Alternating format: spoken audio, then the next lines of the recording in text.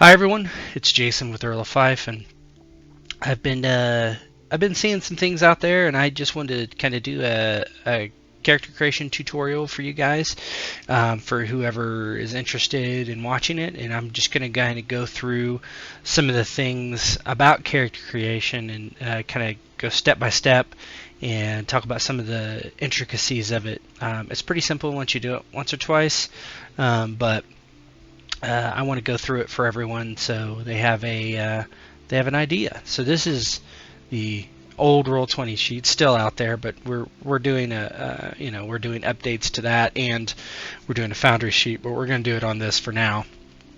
So this is my template that I use to create everything. So I figured, what should we create? Let's just create a dwarf.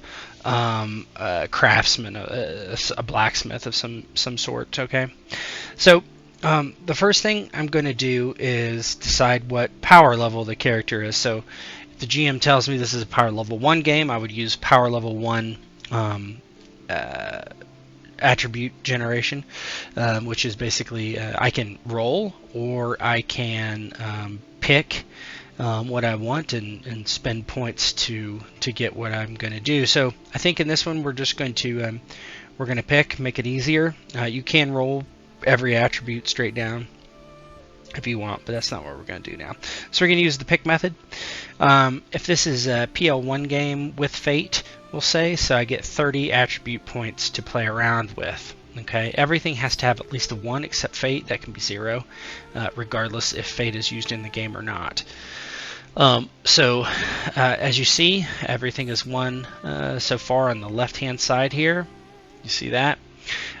So right now that gives us a total of 13. Okay, it's usually what it is. So I have 17 to spend. So if they're a craftsman, I kind of have to look forward just a little bit and know where the skills are paired. Okay, so if I want him to be a craftsman, I know that I'm going to want this craft skill.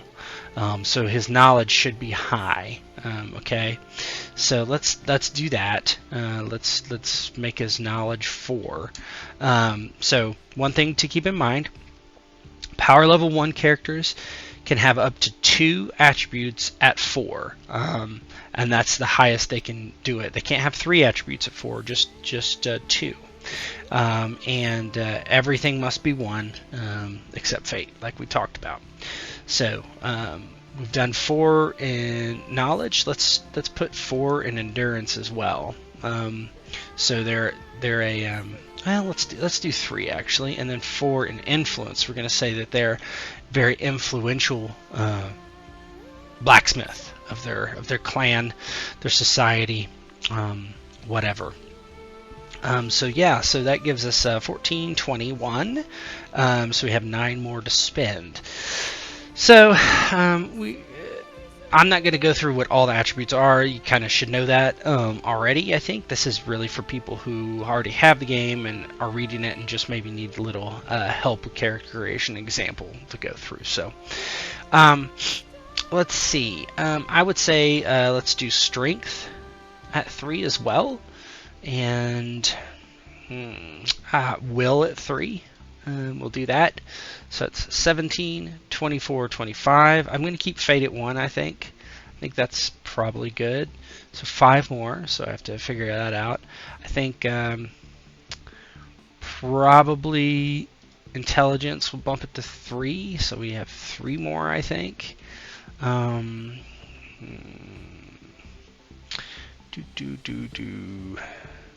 about senses 2? And what does that put us at? 27, 28. We'll go up to fate 2. Got 1 more to spend then. 1 more to spend. What should we do it on?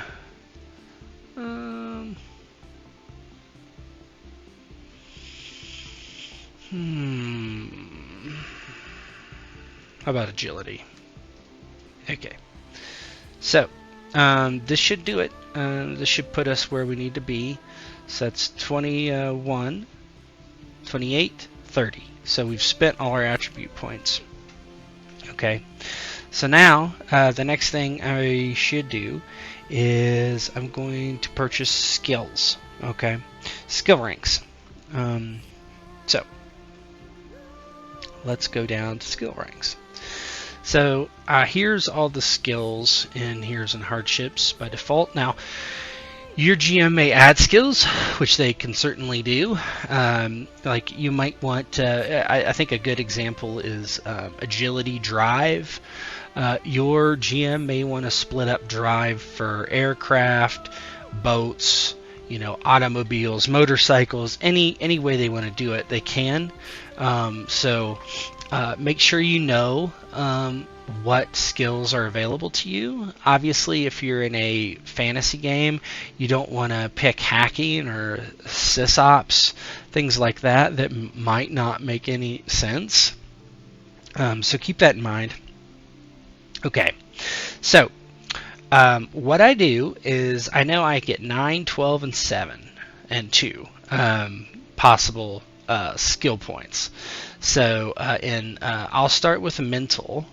So I can easily add these up. I know I get 12. Okay, so let's tackle one of the things that you should understand. Okay, I cannot have more ranks than the governing attribute. So I could not make craft 5. The top limit is whatever the governing attribute is. In this case, it's knowledge 4, so I could bring craft 4. Okay.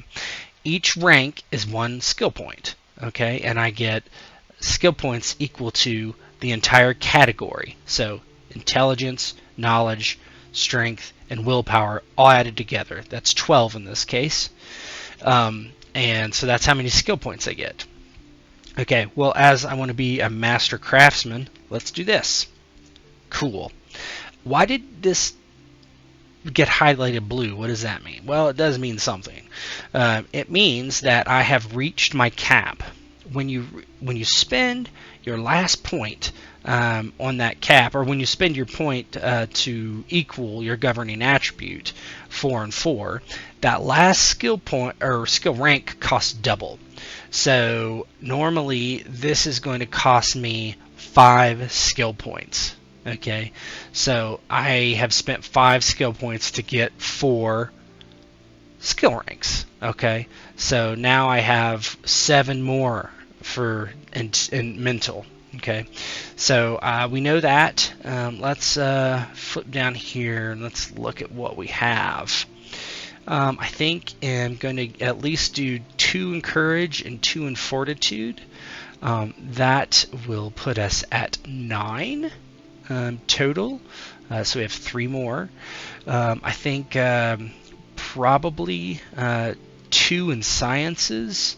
And so that'll put us at 11. And I'm looking at this right here. I know that I have 1 more that's double, so I know that I have 11 ranks and I get 1 more. So it's like, what am I going to use the next one for? Let's do 1 in lore. Okay, so that fills out mental. We have 12 skill points spent, but 11 ranks. And you'll see why this is important as we kind of go on. It's kind of like a cascading thing. So social skills, I don't have much in this area. So I think probably they're like this very influential type of person. So let's give them 4 in status, right? So that's 5 skill ranks, as we talked about before, and I have 3 left over. I'm going to spend 1 of them on probably let's do stewardship. Okay, so we put 1 in stewardship. That gives me 2 left over. I don't think I want anything else, so I have 2 left over. Well, what can I do with it? You can spend skill points in another group. So I can spend social into mental or social into physical, but they actually only they're worth half. So it takes 2 of these skill points to buy 1 in anything else. Okay, so if I say I want to do that, I can come and I can look into the mental again and put another one in lore, and that is those extra social skill points that I've used in a different category. Now, mind you, Fate, you cannot spend in Fate from anything else. That's the only one you can't do that. But Fate can be spent in other areas, and we'll get to that in a second. So physical, I have 5. I have 9 total. So I have 9 total. We'll do 2 resilience and 2 stamina. So that puts us at 4 right away. And then we'll do, let's do 1 dodge, 3 bludgeons. So that's 9. So that would get us where we need to be. Is this what we want to do? Maybe. I think that's okay for now. Yeah, let's take dodge away. Let's not do dodge. Let's do athletics. Okay.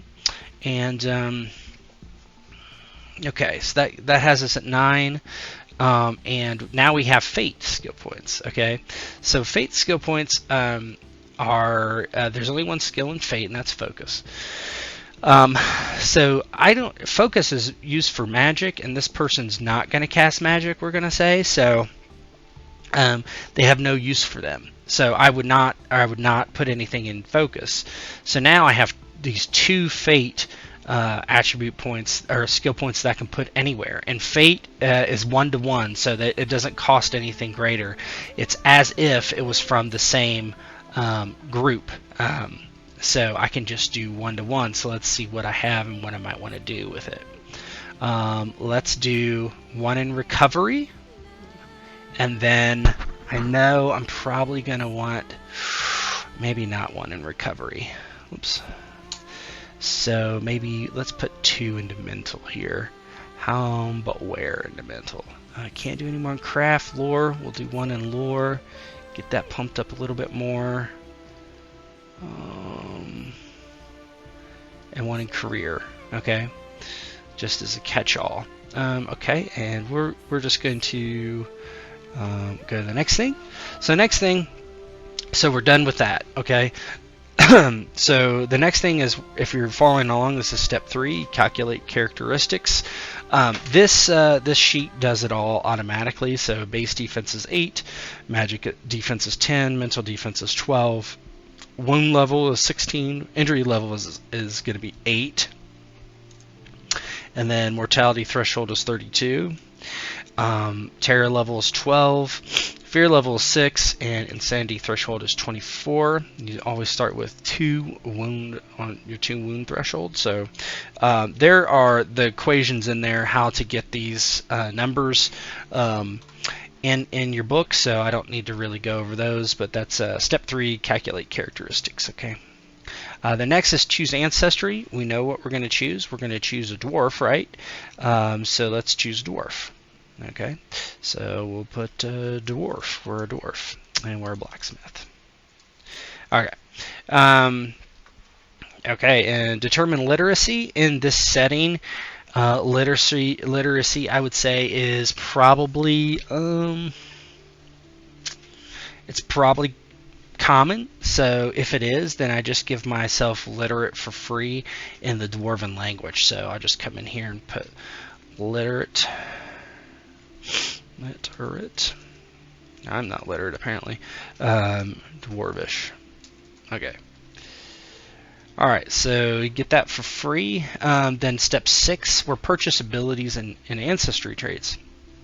Okay, so now all these ranks here that says ranks, this is actually how many ranks you have in your skills. It differs from this total, right? Because of how you can do cross-classing, how you can spend fate other places, how you meet your governing attribute total and it's less, things like that. So the way it looks now is I have physical of 8, mental of 14, social at 5, and fate at 0. I'm going to write that down up here so you can see it. Physical at 8, mental at, let's see what it was. Mental is 14. Mental 14. And social is 5. And fate is 0. I won't write it down. Okay. Or social 0, yeah. Okay, so this is how many ability points I have to spend on everything. Okay, so Let's go and see. This is the big thing. You have to decide, what is good for you to pick, and this is kind of what takes the most time in character creation, because you're just figuring out what you want to have your character have, and that's just kind of the way it is. Let's see though. I'm just going to look over some stuff, and you can do the same while you're looking at what character you're trying to make.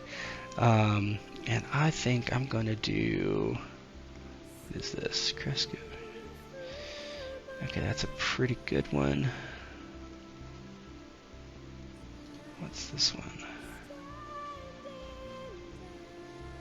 Alright, so I'm going to do Inventor. This is a craft specific one. Inventor, 8. That's how much it costs. So it cost me 8. So I'm going to subtract 8 from my mental total, and that'll put me down to 6. Okay, so I got Inventor, and then I'm also going to probably get Gadgeteer, which is also 8, and I'll show you something here. So Gadgeteer is also 8. And you notice I don't have 8 points to spend.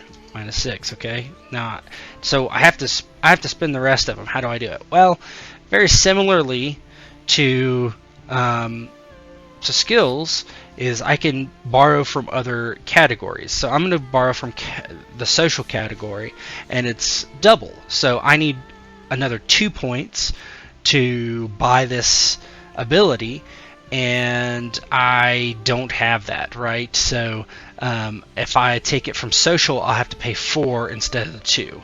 So I'll do that, and that'll put social down to 1. And so I've got Inventor and Gadgeteer.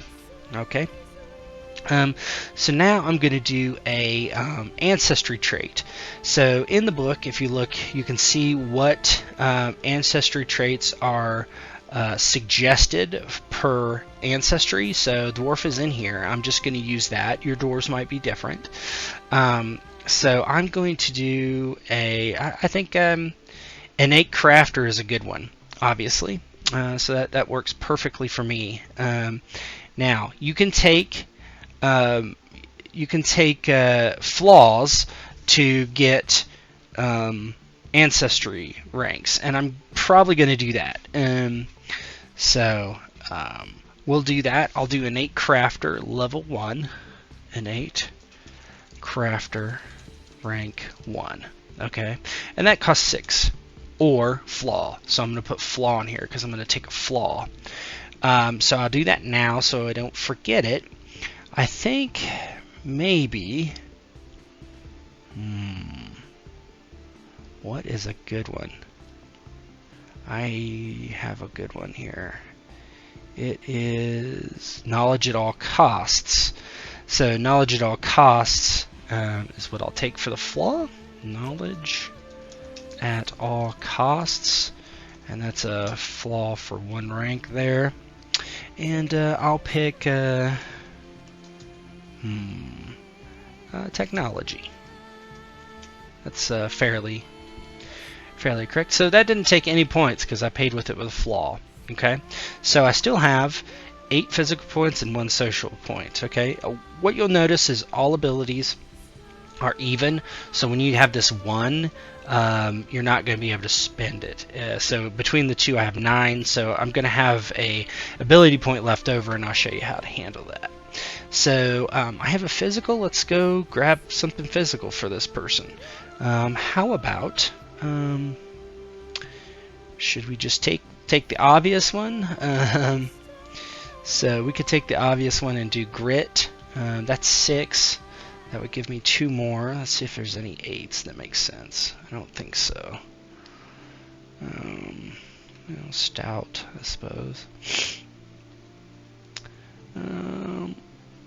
Do I want to do that one? No. Let's do grit. Let's do grit. So grit 1. Do grit 1, and that costs 6. So I'm going to subtract that here. 2. So now there's nothing I want in physical that costs 2. So general is a good. There's a general ability category, which You can use any points, any type of points on it, and they have some lower cost abilities. So I'm going to get skilled 1 for 2, and just put that here, skilled 1. It's for, well, we'll do on craft for 2 points. Okay, so that takes us all we can spend.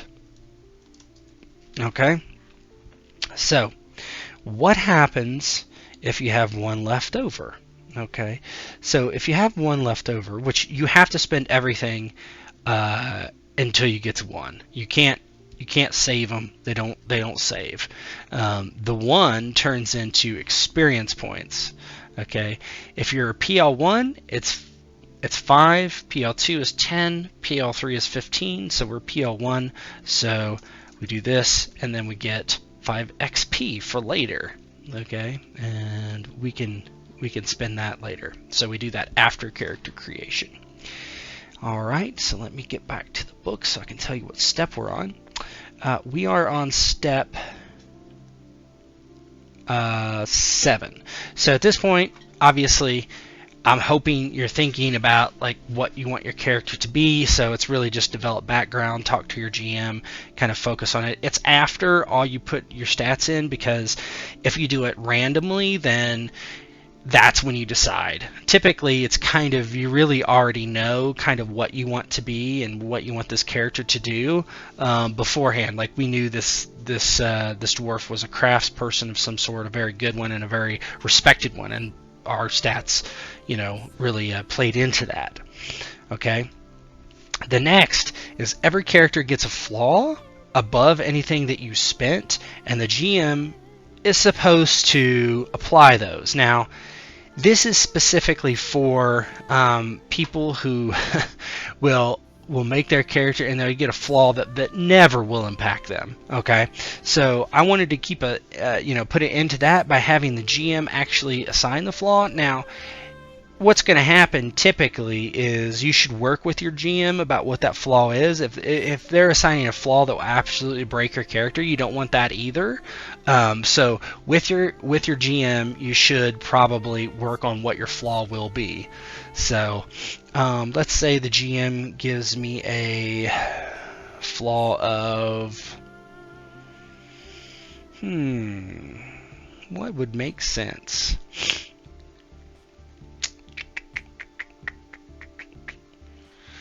Bad sense, addiction,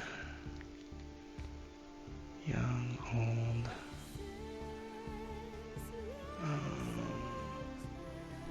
Nemesis would work. So this person has a nemesis. Okay, nemesis. And that's a flaw. Nemesis 1 is a 1-point flaw. Okay, so that's what he gives me. Okay, we'll say. So my flaw is taken care of. And then we keep going. We're almost done. Just get to the step here so I can tell you what it is. So yep, we've done that. So we're flaws, and next is career. So as I mentioned, you have a career that we put blacksmith.